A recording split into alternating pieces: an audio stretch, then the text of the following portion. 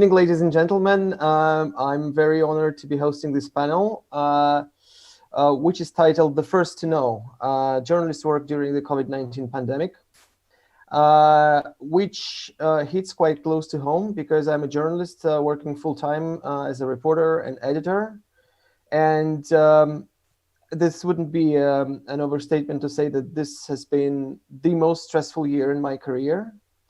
I work 70, 80 hours weeks, sometimes on weekends, and sometimes I have to pull all-nighters because this is the story that's breaking every single day, and we have to be on top of it. On top of keeping ourselves safe, we have to still be working in a very fiercely competitive market, and it's an enormous stress on all levels. Our reporters are overworked and burned out, and we cannot really afford to let them go on a vacation. And there isn't really anywhere to go anyway. So this is with that in mind, we are going to discuss the biggest challenges of this year with a distinguished panel of experts. So we have Deborah Barnard, the British ambassador to Russia, and Alison Leclerc, the Canadian ambassador to Russia. And I'm also delighted to greet my colleague Henry Foy of the Financial Times Moscow Bureau, and Sarah Torsner, coordinator of the UNESCO Chair on Media Freedom, Journalism, Safety, and the Issue of Impunity. With that in mind, I'm passing the mic to Deborah Barnard, the British ambassador. Madam Ambassador, you have the floor. Thank you, Alexei. Thanks very much for that introduction. And I'd like to join you in welcoming all our speakers and indeed those who've joined us online this evening in Russia or this afternoon to those of you who are in the UK and indeed throughout this digital festival. We call the festival Different Ever After. In recognition, partly, of course, of the profound changes that we're living through with the pandemic. And some of these, of course, will be permanent. And we're very conscious of the stresses and strains and of course, the significant loss of human life, both in Russia and in the UK, as well as many other places. So as you say, tonight, we're looking at how the COVID-19 pandemic has impacted on journalists. And that's because we recognise the importance of journalism at all times, but perhaps in particular now during these really, really stressful times.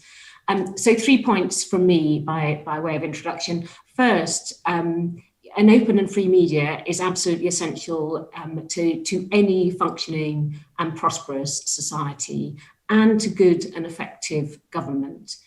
So it's important for citizens because it helps citizens make effective decisions. It allows them to hold government to account, but it also helps government to make better choices too. And I think that's an important, and for me as someone who's worked for government for over 30 years, I think that's a really important point for me to remember, that an open, a free media actually helps government too, because it holds us to account. It helps us take better decisions. Second, in recognition of this and in recognition of the importance of an open and free media, the UK and Canadian governments launched the Media Freedom Campaign back in November 2018. And we did that to promote and encourage open and free media worldwide, because we want to work with others to help countries design and implement better laws to protect and encourage journalism and support those who are seeking to defend journalists and freedom of expression. Since then, we've formed the Media Freedom Coalition, and that now consists of 37 countries working together on this agenda. And the UK has also established the Global Media Defence Fund, administered by UNESCO, and along with Canada and supported by other contributions, we've pledged $5 million to this fund. And thirdly, as you noted in your introduction, the COVID-19 pandemic has been tough for journalists and for journalism. Some countries have deliberately used the pandemic to restrict press freedom. Some countries have perhaps inadvertently introduced measures that have done this. And journalists have suffered not just from stress and work, as you were describing very powerfully, but also directly from COVID too. And according to the Press Emblem campaign, over 400 journalists in 50 countries have died from this awful disease. And many of them, of course, died from the disease, became infected because they were really, at the forefront in the early days trying to explain what was happening. And they were there without proper protective equipment, reporting from those areas which were hit really hard by the first waves of the pandemic. So I think this is a really important discussion. I'm really looking forward to today's discussion and to hearing about these issues more from the perspective of all the panelists. And I hope that today's discussion will provide us with a sense of how the international community can continue to support and encourage great journalism, great journalists, and greater media freedom. So thank you to all, and thank you particularly, if I may, to the journalists who are participating, but I'll give you the floor back so we can continue with the discussion. Thank you, Madam Ambassador. And to kick things off, I'll ask Sarah for the bigger picture of what's happening in the world right now. So how has the pandemic changed the way media freedoms work around the world? And how does Russia actually, how is Russia doing in that respect?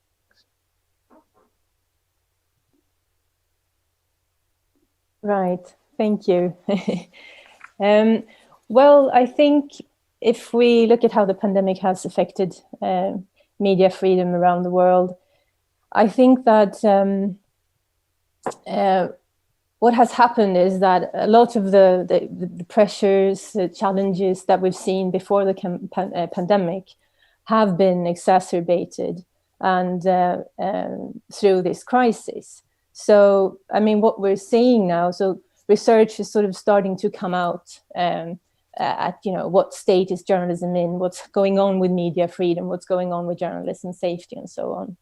And some of the things that are being mentioned and has already been touched upon is, for instance, the issue of safety of journalists. So as the first responders, and as the figures were saying, a lot of journalists have already lost their lives to the COVID disease as well. But it is also, so we have issues of psychological stress, we have physical attacks on journalists that are going on. So there is I would say an escalating crisis around that. And then combined with, we have the financial stresses that were there before the crisis. Those have also perhaps been exacerbated. We've seen news outlets close down, journalists lose their jobs as a consequence of this. And then press freedom attacks. There are reports that, there are fears of retaliations against sources who are talking with journalists, for instance, public abuse of journalists by politicians. And I think simultaneously what has gone on during the pandemic is also this sort of crisis of disinformation that has been very clear and has really become problematic. So that is something that journalism and journalists have to navigate, but also in the context of media freedom and safety, it's also something that journalists themselves are actually exposed to campaigns of disinformation, are targets of disinformation, and attempts to sort of discredit journalism, which is making the situation even more difficult, I would say. Those are some of the perhaps general points that I would make. Thank you. Well, that's quite grim, but normally Russia lags behind in all the press freedom ratings. There is no reason to think that it's doing much better this year, but maybe something is changed. Maybe something is changing. Maybe there is little hope that Russia has improved its press freedom practices. Actually, they're worsened. I would be the one to know. But maybe other countries are doing worse than Russia. So Russia is climbing in the press freedom ratings. Is that happening?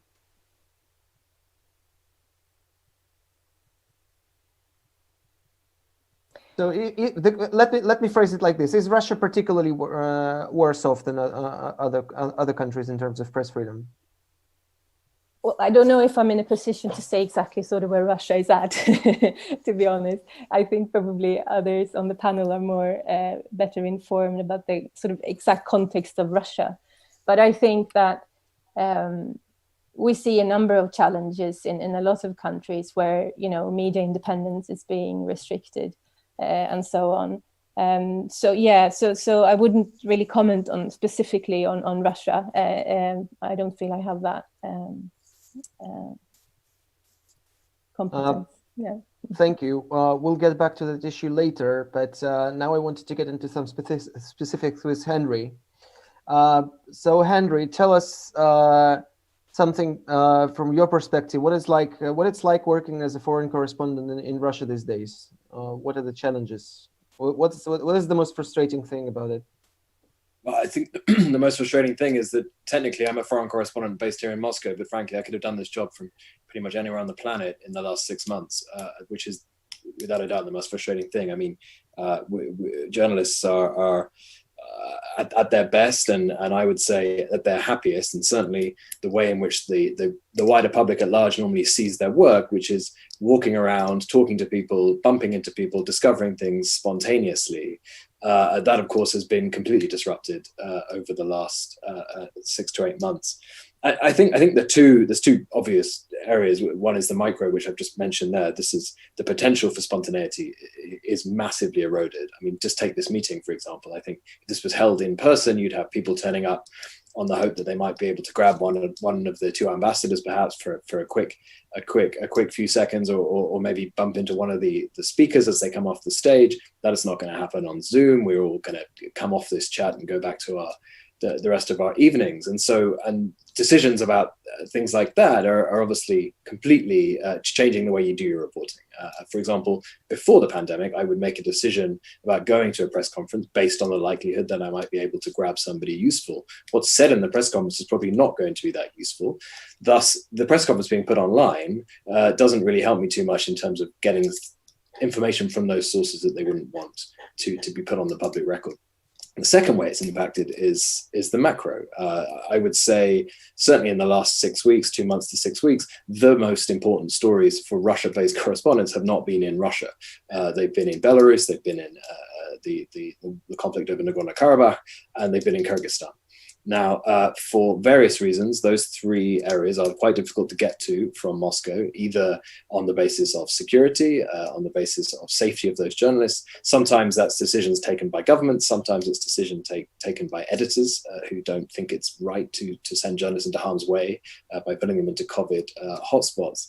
The British ambassador made reference to some countries taking advantage of this. I think that's completely true. During times of crisis, countries that don't have great attitudes to democracy like to close their borders. They like to stop or at least restrict access, certainly for foreign journalists coming in.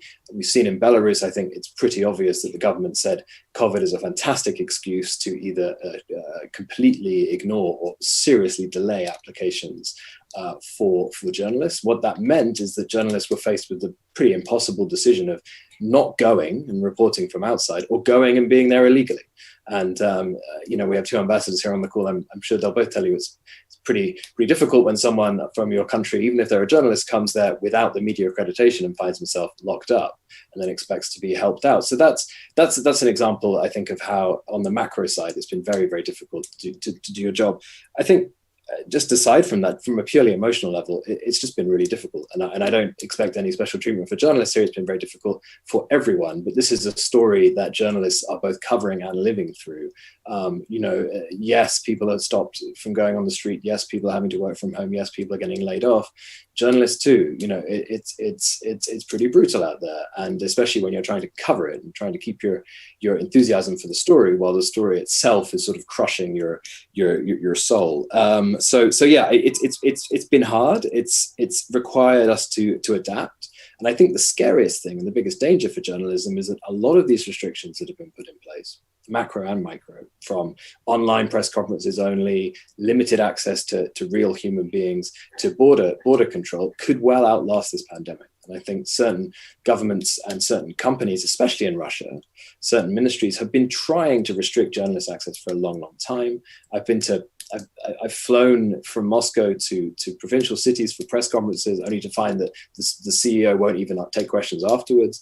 You know, this is something that certain governments, certain companies would like to do more of. And here's the great excuse to say, well, it worked during 2020. We can keep it that way forever. Thank you, Henry. And yes, I do miss networking very much. You also touched on an interesting subject, which also hits quite close to home, because one of the most corrosive pieces of recent legislation in Russia is the fake news law, which affects us in a very literal way, because it was passed, I think, in March. So it basically puts a crushing fine on any publication that disseminates fake news. Fake news as determined by the judge. And in Russia, it's a pretty effective muzzle. And us at Meduza, we have also been targeted by this new law, because early in April, one of the experts for a piece I co-wrote said something along the lines that, yes, sure, Russia has more ventilators than Italy, but it doesn't mean that it's going to do much better. Which it's an opinion, which also, by the way, turned out to be entirely accurate. But our expert was sued, and us by association, for disseminating this fake news, basically. Miraculously, he got off the hook because the judge was in a great mood that day, but others didn't, and people keep not only risking their lives, but risking their livelihoods, because these fines are meant to break your back and put you out of business. This goes to both ambassadors. I was wondering how, in these times, small local publications, which are especially vulnerable, doing in your countries, and are there any proposals to from the state to help them out financially? And is there any public discussions on whether this can or cannot discredit the outlets in question if the government bails them out, for example, if they fall into financial trouble? I'm happy to come in, unless Alison wants to come in first, perhaps. No, Deborah, please go ahead. Happy to follow. Look. I think it's a great question, and as I said in my introductory remarks, we're really clear that a free, independent media is an absolutely essential part of a prosperous, successful society, and even though as a sort of somebody who works for the government, it can be quite uncomfortable for us sometimes, that's a good thing. It's good that governments are held to account, all governments held to account. So is there support in the UK? Yes, there has been. We've been able to offer general support from which media organisations have benefited. There's the furlough scheme where wages are paid, or a high proportion of wages are paid. We've done all sorts of things for different sectors, postponing business rates and various others. There's also some specific support that's being looked at, and that's there's work that actually predates COVID. And for those of you who are really interested in this, the Cairn Cross review looked at how government might properly help support innovation in public interest media. So that is going on as well. But I have to be honest, media outlets, and I'm sure Henry will say this, in the UK are under pressure, and some smaller newspapers and so on have closed. So I think it's a challenge in the UK, although we are acting, and it's clearly a challenge elsewhere. Can media outlets maintain their independence while with government support? I think the answer is clearly yes, but you do need to have an institutional system that supports that and gives media outlets the confidence that they can hold the government to account. And perhaps in the UK, the BBC is quite a good example. I mean, clearly it gets its revenues from the license fee, but it is it's not an independent outlet in the sense that some of our other outlets, Sky News and so on, would be. But I think it's pretty clear that they are independent despite the links to the state. Thank you very much. Alison? Well, I guess just to pick up on that point, I would certainly agree with Deborah that the government can help without undermining the independence of media. But I think, as we certainly find, you'll see with our national broadcaster, that whether they are seen to be independent is also a reality that that has to be dealt with. Having said that, the bottom line for us is that, as Deborah said in her opening remarks, a free media is critical to a healthy, prosperous society. And we want that before, during, and after the COVID pandemic. So there is a debate in Canada about specific measures to support the media. Like Great Britain and others, we have had general support that the media would have benefited from, wage subsidy, employer subsidies, as it were.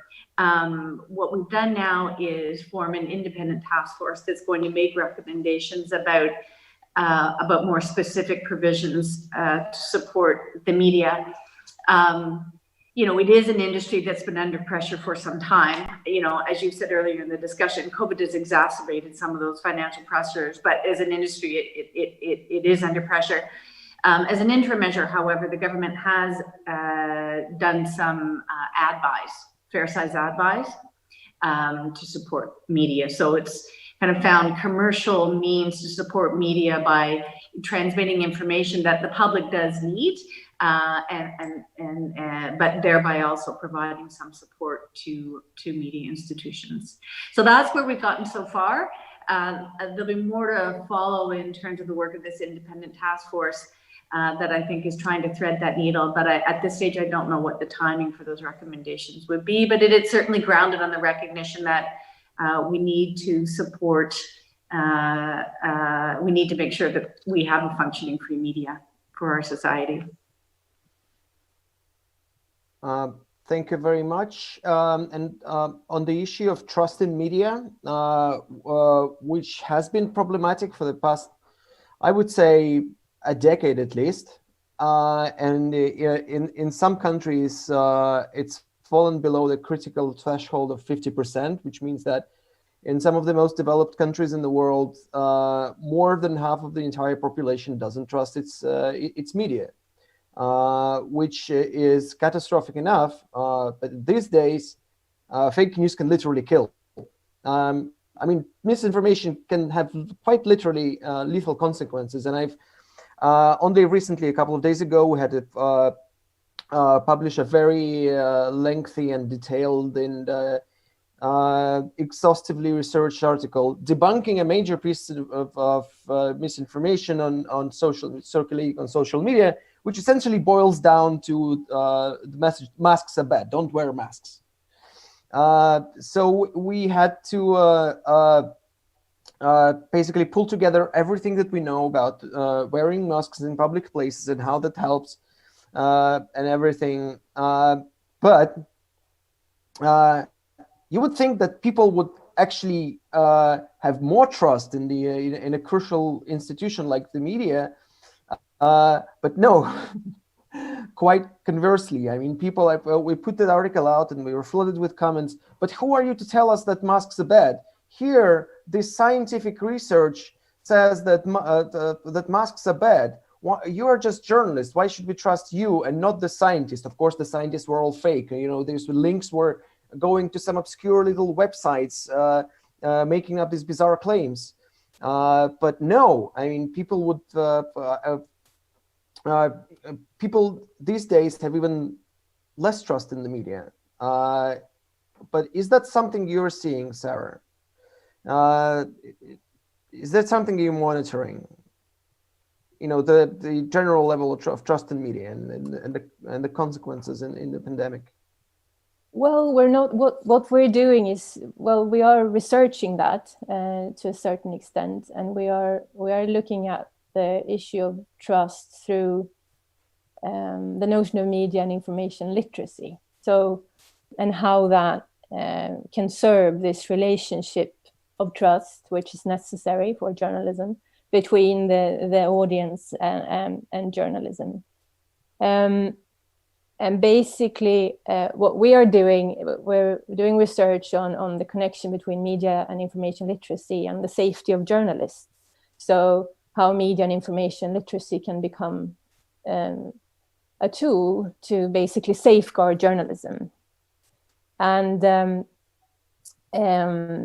what we're seeing, and so media literacy is usually used as a means for the public to sort of evaluate the media critically, the messages, content, and the role of media in society. But what we see from our perspective is that a dimension that needs to come in there as well is that there is an understanding of the value of the media, the value of journalism, what journalism brings, why it is important, why it should be trusted, basically. So that is something that we are working on from a research perspective to sort of almost advocate that needs to become included into those kind of perspectives as a means to sort of nurture that relationship. Yeah, and so that an audience or a public can also become resilient when journalism is attacked, for instance, on when it's discredited, when it's said that it's fake news, that the audience or the public is able to see that this is not valid, these attacks are not valid. So that's what we're doing around that kind of around trust. But would you say that there's a special kind of crisis in terms of trust in media this year? Well, so from what I mean, yeah, I mean, obviously, as you've been describing, the decline of trust has been a long-standing trend that we've seen. So that is definitely has been a problem. And but interestingly as well, what has come out of some of the research that we've seen now is that there is actually an increase in trust in journalism. So there is a project called, I think it's the Journalism in the Pandemic project, and they have just released sort of initial results, and they have shown that people have actually turned to journalism in this context, in a context where we have disinformation and so on. So there are some positives there, that there is a recognition of that journalism is actually needed in that sense. So yeah, I think that's what we're seeing at the moment. Actually, now that I'm thinking, Medusa has almost doubled its readership in the first few months. So yeah, but it's nice to think that at least some people do recognize us as an essential as an essential public service. That's quite reassuring. Okay, shall we go to the Q&A at this point? Okay, let me see what questions we have. Okay, that's a good one. Okay. Okay. Okay, Henry, here's one for you. Okay, do you see the effect of the current pandemic on the journalists' employment? Have many of them lost their jobs, or just changed the way they work? For example, from offline to online. You partially answered the second part, but is it really as bad in terms of employment in the media industry as it is in Russia and the UK? Yeah, that's a great question. I mean, yeah, I mean, it just a cursory Google will show you just how many media organizations have had to cut headcount this year alone, it hasn't just been editorial staff, business side has been affected too, but there's been mass layoffs across the US, UK, and European media industries. Mainly, this is an exacerbation of already existing trends, the decline of print-based media, the decline of print-based advertising. But what happens during a pandemic is that when governments close down economies seize up, essentially, businesses stop advertising, and physically the media business, if you like, it revolves around people on their way to work, picking up a newspaper, or on their way to work, reading something on their iPhone as they pick up a coffee. This stuff wasn't happening. Commuting wasn't happening. The 40 minutes, the 90 minutes that journalism and advertisers target as part of somebody's day wasn't happening. And so you weren't able to get those eyeballs. That said, I mean, just to take the FT as an example, our subscription rates are through the roof this year in terms of growth. People are paying for that, but of course that doesn't make up for the fall in the printed product. I think you will see a continuation of headcounts reducing, certainly in the UK and US medias next year and onwards. Typically in a crisis, you gain back half of what you lost. And so if you imagine 30-40% fall in revenues this year, you're only going to get back 20% of that, so 50% of that, so that's going to leave a 20% fall.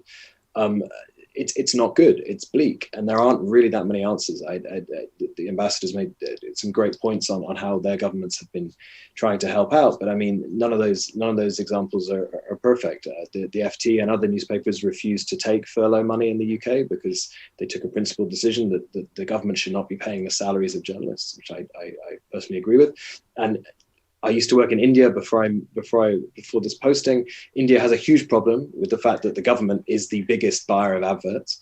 And basically, when the government doesn't like what a newspaper has written, they won't buy adverts in that newspaper for days, weeks, or months until the editorial line changes. So difficult to see an answer.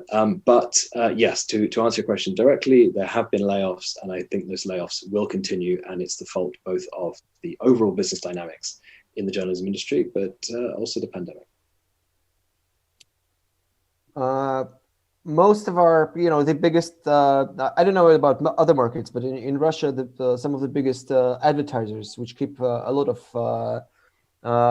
media outlets afloat, are of course airlines and travel agencies. And now with no travel of flights taking place, I mean, they don't have a business, they don't have anything to advertise, and we're lucky to have been able to stay afloat, but we are really hanging by a thread. Absolutely. And also, you've got to think how many airlines themselves buy newspapers in bulk.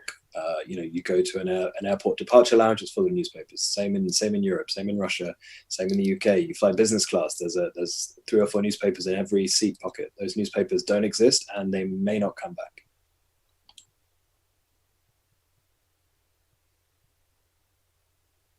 Okay, here's one for Sarah, probably. Yes, this is specifically for Sarah. Hold on. Okay, how does the UNESCO chair on media freedom ensure that the governments hear its advice? Can the chair make a difference in the real life, or its powers are limited only to research? That's a stinger one. Good question. Well, I mean, what we do at the UNESCO chair is we're trying to sort of advocate for the role of research in all of this. So how research can become a tool to address problems, right? For instance, issues of journalism safety and so on, and how research can contribute with knowledge, basically. So how we can better address problems. So, but what we're doing also is trying to engage in multi-stakeholder approaches, or with different stakeholders in this issue. So we are engaging with, at the UN level, we're engaging with media organizations, we're engaging with civil society organizations, we have close collaborations with different civil society organizations in our research projects to sort of address different issues that they think are important, so that the research can be useful. So, and obviously recommendations to, where we've been involved in the drafting of the UN Action Plan on the issue of journalism safety and the issue of impunity. So these are ways to sort of influence normatively as well how we think that these issues should be addressed. So yeah, I think that's mainly what we're doing. Thank you.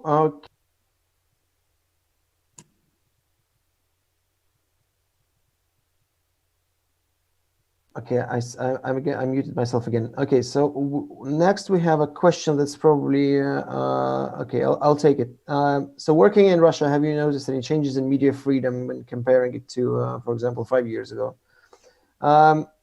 Okay, it may sound straightforward, like media freedoms in Russia are always on the decline, and of course it's worse now than 5 years ago, because 5 years ago we didn't have a law that punished you for reporting on the most important story of the year in the world.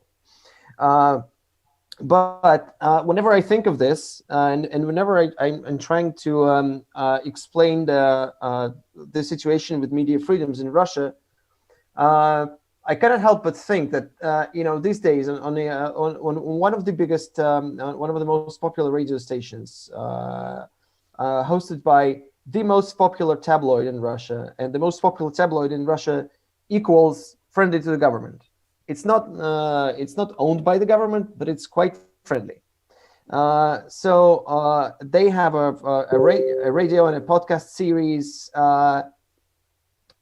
and there you can listen to one of the most critical journalists in Russia who had actually to flee Russia, and he lives in London now. And you have him there every day on a primetime talk show, being quite extremely critical of the Russian government. Nobody's censoring him. It may be just a valve for venting these quite popular sentiments and government criticism, or it may be a way. The same way that certain independent newspapers in Russia exist in the eyes of the Kremlin, for them to be able to deflect any criticism, like, look, we have this independent radio and we have this independent newspapers. We have them. Nobody's shutting them down. But yes, of course, they have. They hold the record for the most journalists murdered on the job. But yeah, they do exist. So it's not quite as straightforward. So yeah, it's quite bad and it's getting worse. But on the other hand, all of these things are happening. We've had an amazing resurgence of local and hyperlocal media in Russia, who, let me be honest, they're doing most of the legwork when we are covering Russia's regions. And I have to be conscious of that, because regional journalists in 4,000 or 5,000 miles away from Moscow, far from the foreign bureaus and far from the cameras of the Moscow of the national TV channels, they are in much more danger than I am personally, sitting here in my comfy Moscow apartment. And when they've broken a story, the next thing that happens then. A reporter from Moscow parachutes in, scoops the story, and runs away with it. Sometimes barely, if at all, acknowledging the work done by their colleagues. So yeah, that's happening. But these amazing reporters are still soldiering on, and it's still happening. And new really great websites are appearing. It's worse this year, but yeah, this is happening. So it's quite it's complicated. The answer to the question about press freedoms in Russia, it's complicated. It's a little bit of that and a little bit of this. Okay, next one on the menu. So Henry, this one is probably goes to you. So what new soft skills should a journalist develop in this new reality? Oh my goodness. How to make interesting conversation on Zoom. How to no, I think you have to be more blunt, actually. I think you have to be less soft. I think this is a time where you must be direct with people. You must ask all your sources for even more help, for even more suggestions of who to talk to. Because you don't get the spontaneity that you used to get. You don't get the ability to bump into people. I've been invited probably since March to a dozen in-person real meetings with really useful people, and they've been like gold dust. You know, you can string 4 or 5 stories out of them because finally you've got some information. This is Russia. Russia is not unique in this aspect, but it's quite pronounced here. People don't like talking over electronic media. For obvious reasons, especially if they're very high-placed sources or members of government or members of state-run companies. And so that has become very difficult. And so you have to basically, instead of being soft with these people and saying, okay, fine, we can meet in November. Okay, fine, we can meet again in December. It's to say, no, I need to come to your house now, or I need to do this now. We need to meet and discuss this. So that has been a thing. I also think journalism has been shifting towards data-led journalism for a while now, but that is sped up because literally you're strapped to your computer. Data is a place where you can find stories that don't require you to bump into somebody on the street or see something with your own eyes. You can delve into things that are there. Russia actually has an enormous amount of government statistics online. Russia does not normally hide the statistics. They just put them in an incredibly difficult to navigate website. And if you have lots of patience and lots of time, you can find stories out there based simply on what the government is publishing about itself. And that's true of many countries. Just sort of a wider comment on the previous conversations. I think we should get away from the idea of talking about journalism as sort of like this giant living in the woods that we have to sort of keep an eye on and say, how is journalism doing? I mean, journalism is a massively wide faceted thing. And so, yes, while fake news is a problem and people have losing their trust in mainstream media for fake news reasons, some of that is due to journalism itself. There's a lot of terrible media out there that likes nothing better than a good conspiracy theory because it drives traffic to the website, because it gets clicks, and you see it across all markets: Britain, Canada, the US, Europe, Russia. Websites and news organizations will run completely unverified rubbish because it's scandalous, because it's the ultimate gutter press. It's what's been selling newspapers for centuries. And I think that's a big problem. I think journalism needs to be quite self-effacing about that and realize that it's not just about people losing trust in journalism. It's about journalism sort of eating itself in that way. There are lots of journalists who spread complete rubbish on Twitter that they know they wouldn't be able to publish on their websites because their legal teams or their sub-editors would block it. So they're putting it on Twitter instead. But people are reading that as journalism, right? Because it's somebody they know who works for a certain media, and so that it's trustworthy. And the third thing I'd say is that media has been regurgitating government statements for years and years and years, especially in countries like this. And if the public know the government is lying and the media is republishing those lies without any semblance of fact-checking or any semblance of challenging, they're not going to trust that media when it runs a story later that's based upon their own research. I mean, that's just to be fully aware that journalism writ large hasn't helped itself in certain ways, and that there are lots of things the industry can do to self-regulate, to help each other, and to clean up the industry, if you like, so that those who are trying to do the right thing, or who are doing what journalism set out to do ethically, will succeed and have a better chance of succeeding, at least. Thank you, Henry. Okay, I guess the next one also goes to me. So was it possible to leave your home and investigate any stories around Moscow during lockdown? And was it too big a risk for your health for the law? If so, how were you able to conduct thorough investigations when being locked down? Okay, that's a great one. Okay, most of my investigations, and I've pretty seamlessly transitioned to online working, because you don't have to go anywhere if you've got a bunch of spreadsheets to look at. You can do it from the safety of your home, or you can track down on online disinformation. It doesn't you don't really need to go anywhere. But yes, certain investigations do require being there, and yes, our reporters have been risking their lives to actually go and cover important stories. But they're accepting those risks because they know that nobody else is there to tell the story. For example, in April, there was a major outbreak in Dagestan, one of the southern republics. and none of the bigger state media were covering it, although it was just very much, you can't really hide a massive outbreak of a deadly pandemic. And it wasn't social media, it wasn't local media, but nothing in the national media. And I actually asked one of the senior editorial managers at the state news agency, so why isn't this being covered? You have 30% of the entire healthcare staff infected and dozens dead. Why isn't this a news story? And she told me, because the doctors asked us not to touch it. This is such a silly excuse. But then one of our reporters donned a PPE suit, a full PPE suit and a mask, and went there and went to the hospitals, which are basically a battle zone. He saw people dying there on the floor because there were nowhere to put them.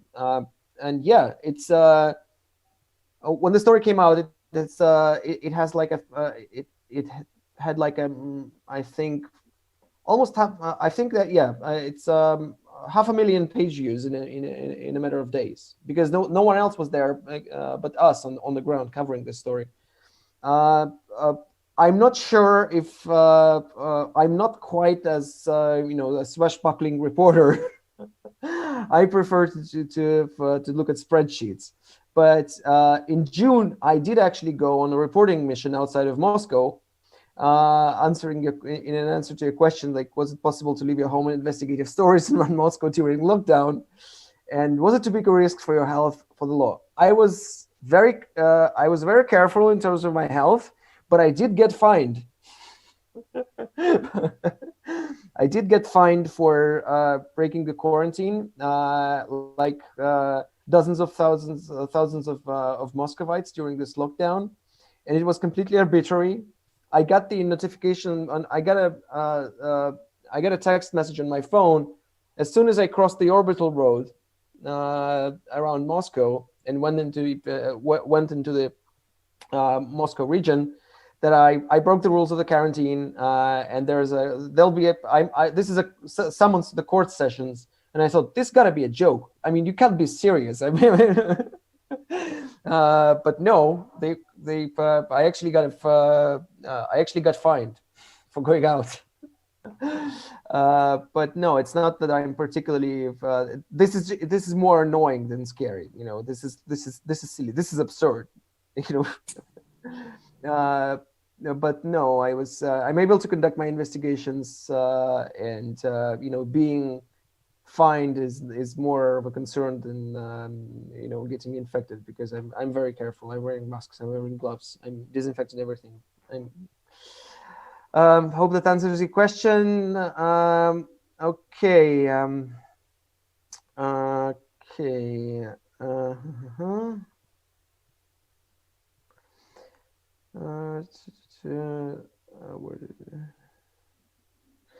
Okay, Henry, what do you think about the next one?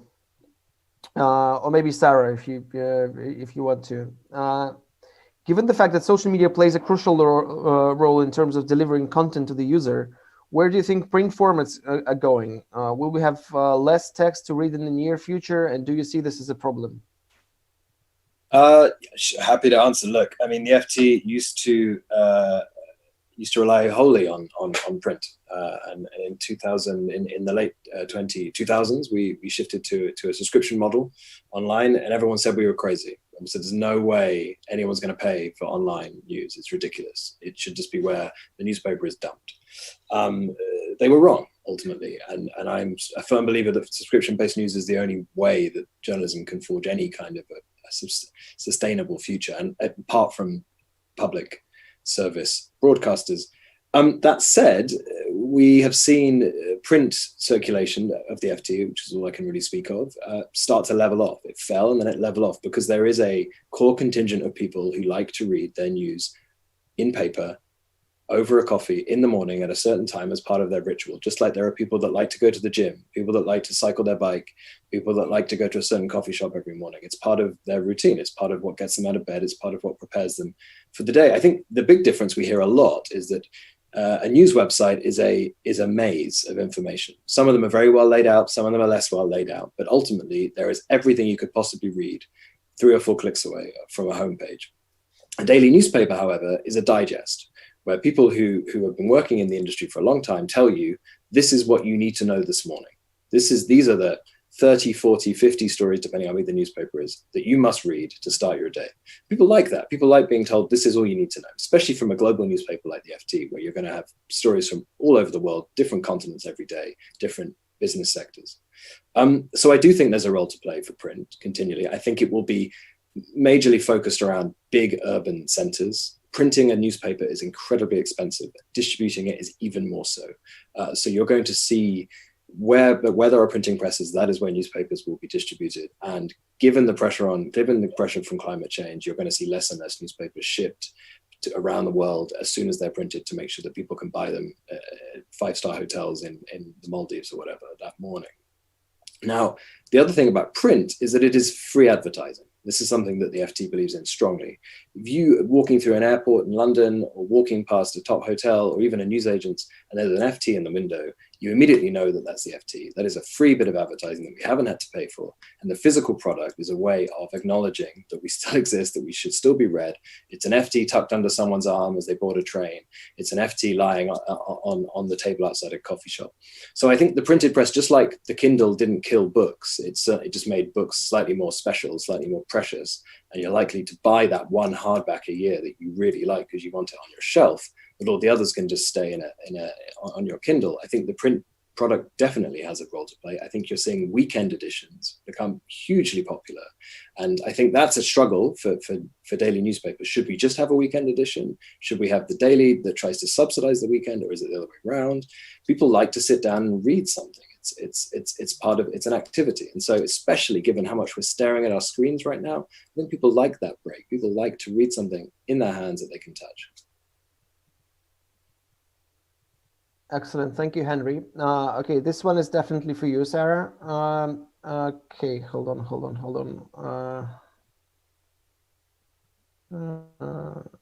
Okay. I'm sorry, I lost my notes. Alexei, can I jump in with a question? Am I allowed? I just wonder, I'm interested from Henry really, whether he thinks there's going to be a generational shift. So I'm one of those people who likes buying and reading a newspaper, but I'm someone who grew up with newspapers. That's amazing. My children get their news in as much as they get news in a very different way, and I do try and get them to read, but it's really quite tough. And so, and I think we're seeing that in Russia as well as in the UK, as I suspect in Canada as well. And are you seeing that? Is that something? And you know, how is the FT preparing for that future? And maybe how is Medusa preparing for that future? Without a doubt, and we are definitely seeing that. That's a big trend, and that's been one of the big drivers of what's reduced our print circulation. While our digital footprint has grown by a far larger scale than that decrease. What I would say is people say the same thing about politics, right? How come all the young people vote left wing, but somehow all these governments are always right wing? People get older and they get more conservative. I think as people get older, they're going to turn away from certain products. Maybe they're going to pick up on habits that they didn't have before. It's going to be a lot harder if they don't have it from an early age. And I think you're seeing in fast growing Asian nations that newspapers just won't catch on as something that is part of someone's daily life, someone's daily desire for news. However, I do think in established Western economies, older countries where newspapers have been a part of life, especially in the cities, you are going to see that continue. I think there is something undeniable about it being part of a routine and a regimen. And while you will see overall numbers decline, I think it's something that people will pass on in the same way that books have been passed on, music gets passed on, and I think newspapers will too, to a far lesser extent than currently, but a certain amount. I hope so, at least. There's something beautiful about the newspaper, and even me as someone who's basically been a journalist through the digital age, there's still something incredibly special about the front page. and when you're on it with a fantastic story, that's a newspaper that you keep and you put in a box. And some of my colleagues probably think I'm sentimental and ridiculous, but there's nothing better than that, because you cannot replicate a website on a newspaper. It is the printed product, and it's wonderful. Thank you, Henry. And we also have a bunch of questions, which I'm going to bundle together. And partially, Henry already answered it, but okay, so there's one, two, okay.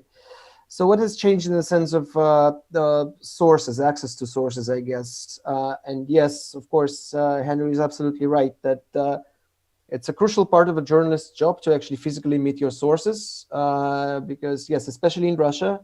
And we also recently covered a story in Beirut, that especially government officials, unlike Belarus, for example, where it's simply impossible to have an insider source in the government,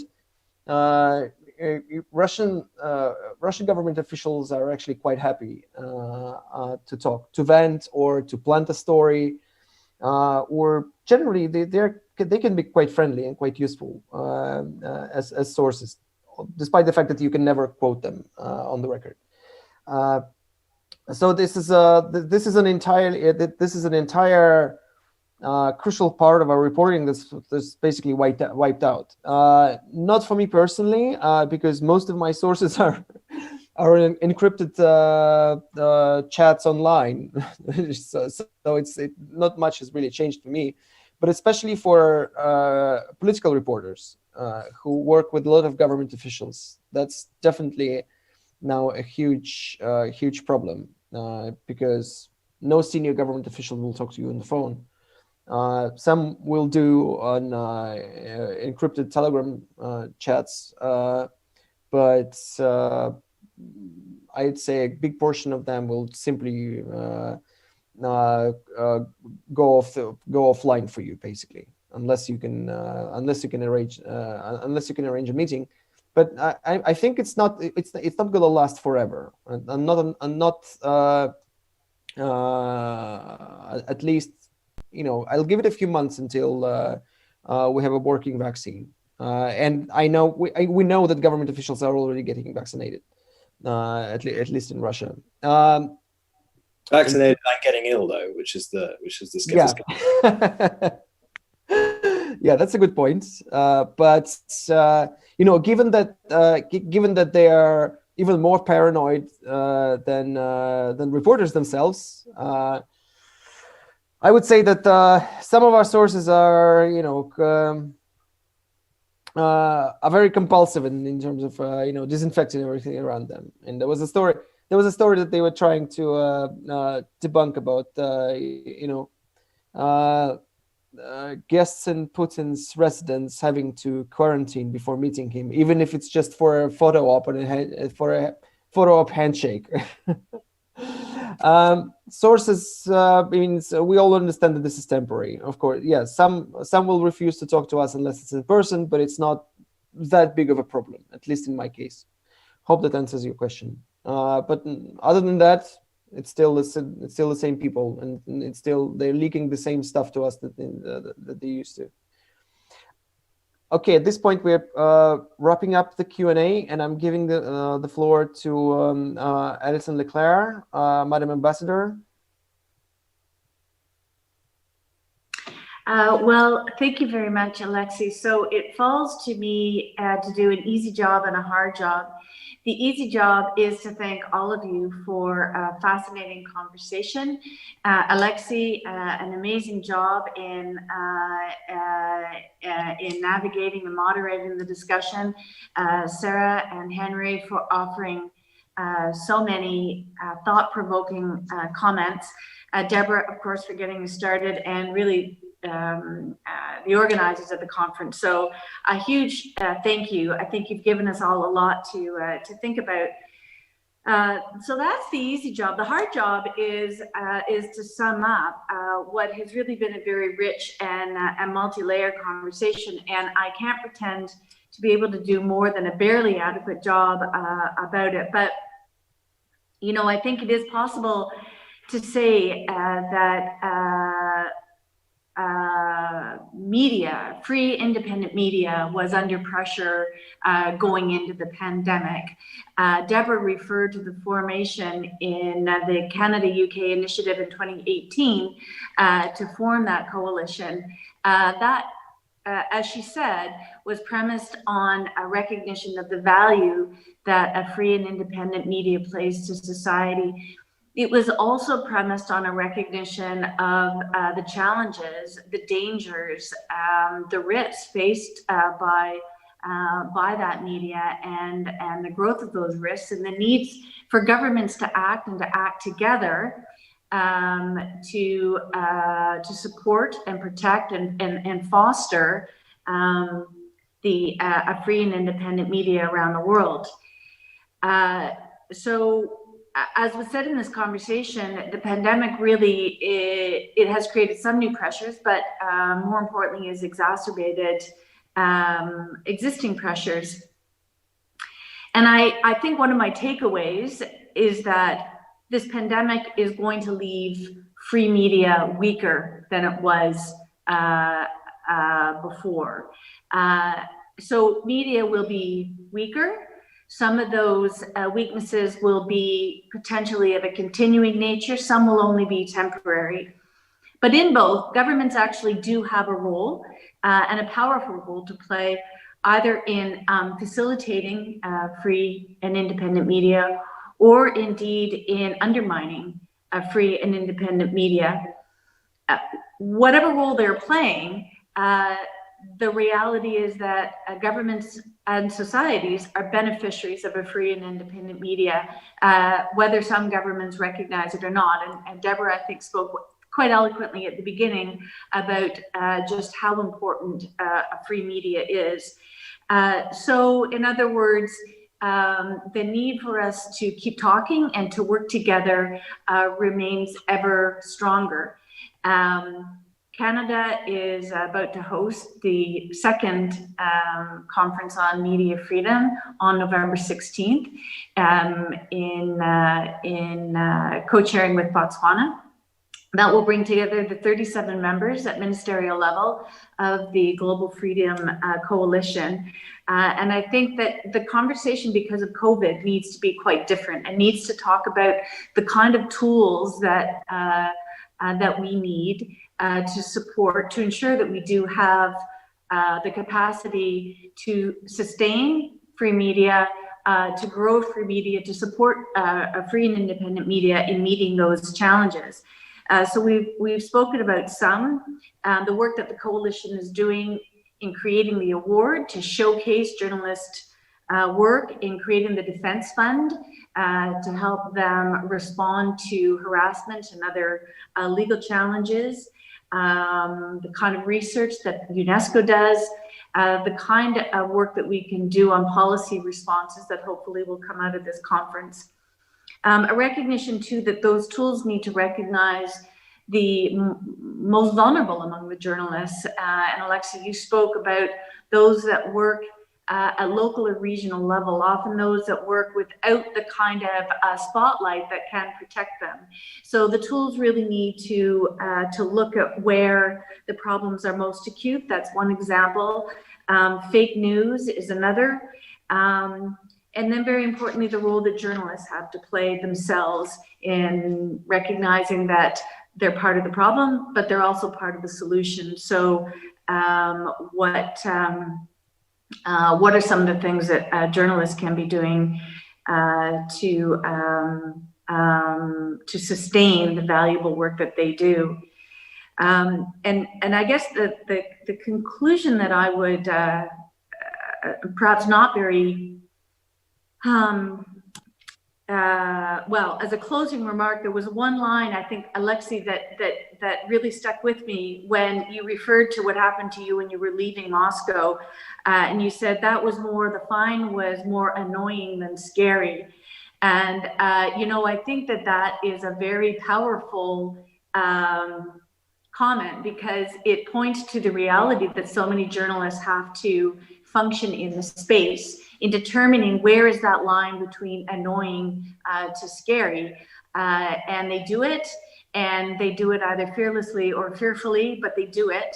and it's so critically important. So I'm really grateful to have had the opportunity to learn from all of you and your experiences. And I think that this has been a really good contribution to the conversation about media freedom here in Russia, very important one, but the larger one as well. So thank you so much.